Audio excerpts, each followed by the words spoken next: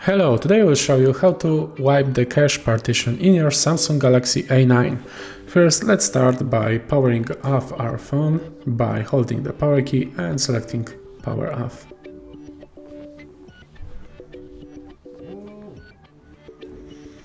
Now that the device has been powered off, let's start it up again in the recovery mode. You do this by holding the Bixby key, the volume up key and the power key all together until the Samsung Galaxy logo appears, and then we stop holding them.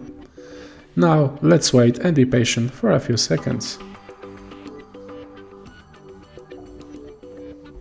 And we are in the Android recovery menu. Here we can move up and down by pressing the volume up and down keys. Let's go down and select the wipe cache partition, and we can access it by pressing the power key. And let's select yes. And just like that, the system has wiped all cache, and we can select Reboot System Now once again using power key to press. And let's wait and be patient for a few seconds.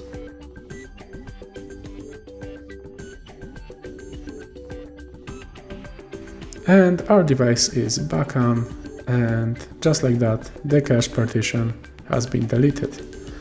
Hope this video helped you, and if it did, please leave a like and subscribe.